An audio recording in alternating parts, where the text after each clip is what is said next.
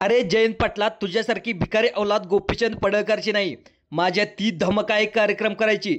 तुझ्यासारखी ती औलाद नाही. तू राजाराम पाटलांनी काढलेली औलाद मला अजिबात वाटत नाही. काहीतरी गडबड असणार आहे असं वक्तव्य करत जतचे आमदार गोपीचंद पडळकर यांनी जयंत पाटलावरची सनसनीत टीका त्यांच्यावरती करले. त्यामुळं अनेक पाहायला गेलं तर राज्यभरामध्ये निदर्शन देखील निघाले. त्यामुळं नेमकं जयंत पाटील आणि गोपीचंद पडळकरवरती नेमका कधी वाद सुरू झाला याची संपूर्ण माहिती या व्हिडिओमध्ये आपण घेणार आहोत. पाहायला गेलं तर एक मुख्य गोष्ट कशी घडली, या मूर्तीत पाहायला गेलं तर कोणत्या गोष्टीपासून सुरुवात झाली याची संपूर्ण माहिती घेऊया. तर जतमध्ये एक शाखा अभियंत्याचा मृत्यू झाल्यानंतर गोपीचंद पडळकरवरती आरोप झाले आणि या आरोपाला उत्तर देण्यासाठी पडळकरांनी मोर्चा काढला. त्या मोर्चात त्यांनी आपल्या शैलीत जयंत पाटलावरती टीका केली. पण खालच्या शब्दातल्या या टीकेनंतर पडळकरावरती राज्य पातळीवरून टीका होऊ लागली. राजकारणाचा स्तर घालवल्याची टीका देखील पडळकरवरती झाली. एक मृत्यू पडळकर विरुद्ध जयंत पाटील या संघर्षासाठी सध्या कारणीभूत ठरलाय. काही दिवसापूर्वी मंगळसूत्र चोर म्हणून जयंत पाटलांनी पडळकरांचा उल्लेख केला होता. तर पडळकरांनी सातत्याने जयंत पाटलांना टार्गेट करताना आपण देखील पाहिलंय. मागच्या अधिवेशनामध्ये जयंत पाटलांच्या संस्थेमध्ये ब्रँड असणाऱ्या कृष्णा दुधीच्या भेसळीचा मुद्दा पडळकरांनी विधानसभेत आणला होता. या दोन्ही नेत्यांचे विधानसभा मतदारसंघ देखील एक नाहीत, एकामेकांना लागून देखील मतदारसंघ नाहीत. तरी या दोन्ही नेत्यामधला हा संघर्ष तीव्र का झालाय, या संघर्षामागचा इतिहास काय आणि सध्याच्या मुद्द्याला सोडून या संघर्षाची एक बॅक स्टोरी काय आहे, जाणून घेऊयात या व्हिडिओमधून.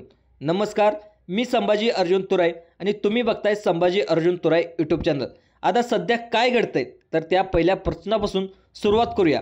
मागच्या शुक्रवारी जत पंचायत समितीचे शाखा अभियंते अवधूत वडार हे गायब झाले.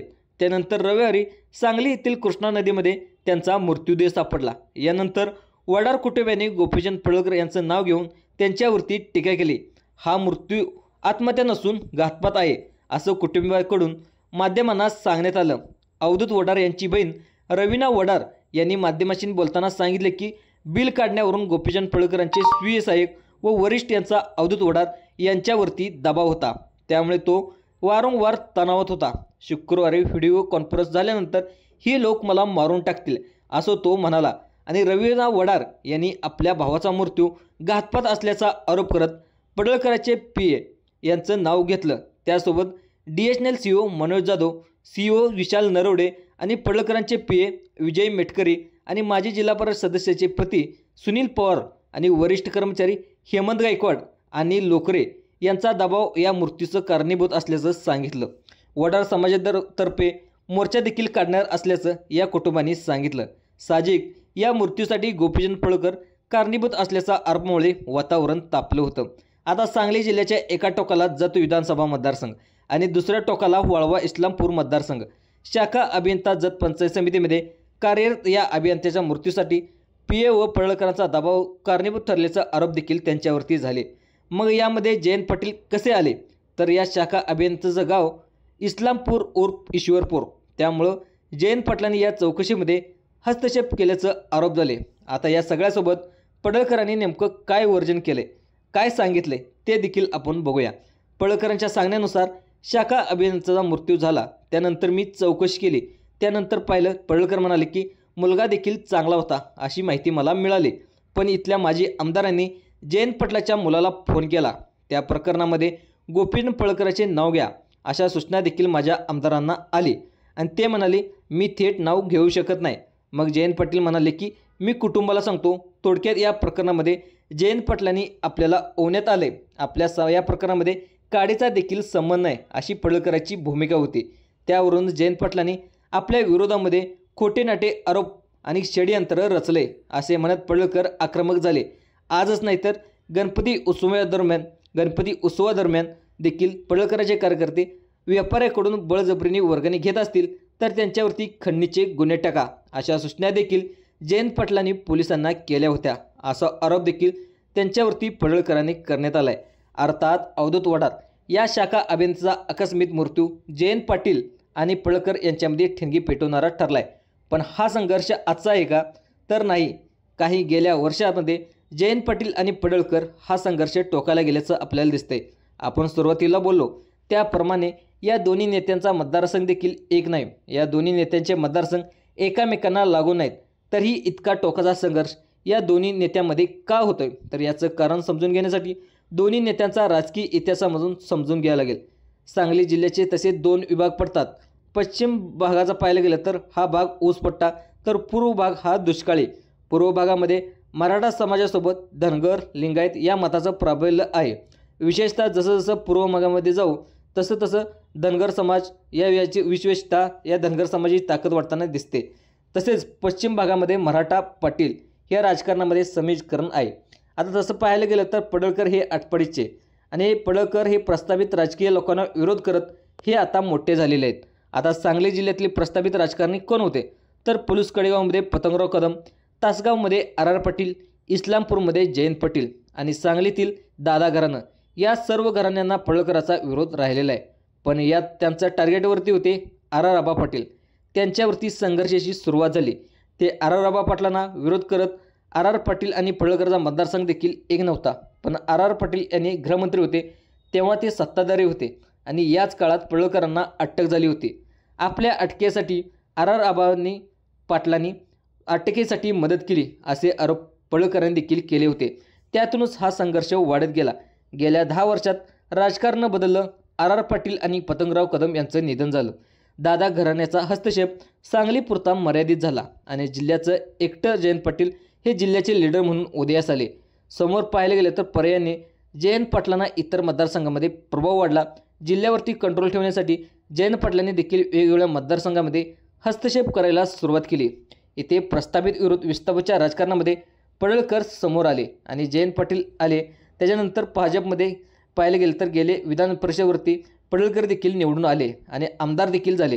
त्यानंतर जिल्ह्यातल्या वेगवेगळ्या संस्था, संघटना आणि प्रशासनावरती पडळकरांचा हस्तक्षेप वाढला. पण प्रमुख अडचण हीच की राज्यात कोणतेही सरकार असो, जिल्ह्यातील कर्मचारी हे जयंत पाटलांच्या प्रभावाखालीच काम करणारे. त्यातूनच हा संघर्ष वाढत जाऊ लागला. आता दुसरा मुद्दा, पडळकरांना जयंत पाटलाची नेमकी अडचण काय होत होती? तर जिल्ह्याच्या राजकारणात 1 नंबरला यायचं असेल तर पडळकरांनी जयंत पाटलांना विरोध करणं हे राजकारण ही साहजिकच होतं. त्यासोबत खानापूर, आटपाडी आणि जत विधानसभेत जयंत पाटलाचा असलेला प्रभाव हे देखील महत्त्वाचं कारण होतं.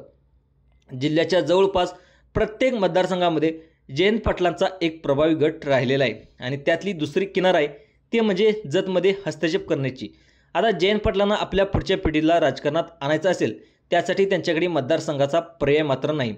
पाहायला गेलं तर ईश्वरपूर, वाळवा मतदारसंघातून लढायचं असेल तर स्वतःची खुर्ची रिकामी करावी लागेल. हाच मतदारसंघ पाहायला गेलं तर हातकणंगले लोकसभेमध्ये येतो आणि या लोकसभेतून लढवायचं तर मराठा जैन या राजकारणामध्ये इचलकरंजी शहराचा थोडासा प्रभाव देखील यामध्ये अडचण ठरू शकते. यातून विजय होण्याचे चान्सेस कमीच झाले तर सांगली लोकसभेतून मुलाला उभं करायचं ठरलं तर दादा घराण्याचा प्रमुख अडथळा या पेचातून मार काढताना जयंत पाटलांनी आपल्या मुलासाठी जत मतदारसंघ निवडलं देखील सांगण्यात येते. अर्थात जिल्ह्याच्या राजकारणावरती कंट्रोल ठेवण्यासोबत जत मतदारसंघावरती जयंत पाटलाचा असलेला डोळा हे पॉलिटिकल अंडरकरंट या संघर्षाला आहेच. आता गोपीचंद पडळकर देखील या मतदारसंघातले नाहीत. त्यांचा मतदारसंघ खानापूर, आटपाडी.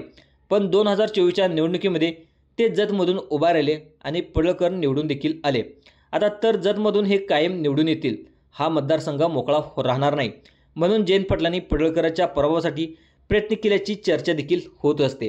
तसेही महायुतीचा उमेदवार म्हणून जयंत पाटील विरोधात होतेच, पण हा विरोध टोकाला गेला. तो मतदारसंघ पडळकरांकडे कायमचा जाऊ नये यासाठीच. अर्थात पाहिलं गेलं तर उद्या जर महायुतीची सत्ता आली तर पडळकर साहेब मंत्री होतील, पालकमंत्री होतील. म्हणून भाजपचे उमेदवार पाहिलं गेलं तर सुरेश खाडे यांच्याकडे महाविकास आघाडीने पास देखील दिला आहे. पाहिलं गेलं तर असे पाहिलं गेलं तसं मिरज मतदारसंघ पाहायला गेलं तर मुस्लिम बहुल मतदारसंघ पाहिलं जातं. या मतदारसंघ देखील ही आता भाजपची भूमिका पाहिलं तर हिंदूंची भूमिका वारंवार घेतलेली दिसून येते. मुस्लिम बहुल असून देखील या मतदारसंघामध्ये सुरेश खाडे देखील वारंवार निवडून येतात. त्याचं कारण देखील महाविकास आघाडीने सुरेश खाडे यांना तगडा उमेदवार दिल्याने येथे वारंवार सुरेश खाडे हे वारंवार निवडून येत आहेत. त्यांचं काम पाहायला गेलं तर थोडक्यात पडळकरांना ट्रॅप करण्याचं राजकारण जयंत पाटील करत असतात. दुसरीकडे पडळकरांना देखील राजकारण करताना मोठ्याला धरण्याची कला अवगत आहे. पाटलांना विरोध केल्याने जिल्ह्यामध्ये त्यांचं राज्यात महत्त्व वाढलं गेलं. त्यामुळं त्यांचं महत्त्व वाढलं गेलं. जयंत पाटील सत्तेत नसली तरी त्यांचं महत्त्व कमी झालेलं नाही. त्यामुळं पाटलांना टार्गेट केल्यास जिल्ह्याच्या राजकारणामध्ये 1 नंबरची पोझिशन घेता येते. अर्थात यासाठी जयंत पाटलांना टार्गेट केल्यास शेलक्या भाषेत त्यांचं महत्त्व कमी करण्याचं राजकारण पडळकर खेळत असतात. आता या संघर्षाला एक हत्या ही स्वतःला संपविणं निमित्त ठरले. तुम्हाला काय वाटतंय, हा संघर्ष कोणत्या स्तराला जाईल?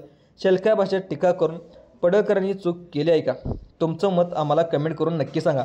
आणि माहितीपूर्ण व्हिडिओ बघण्यासाठी आपलं संभाजी अर्जुन तुरा यूट्यूब चॅनलला नक्की सबस्क्राईब करा. धन्यवाद.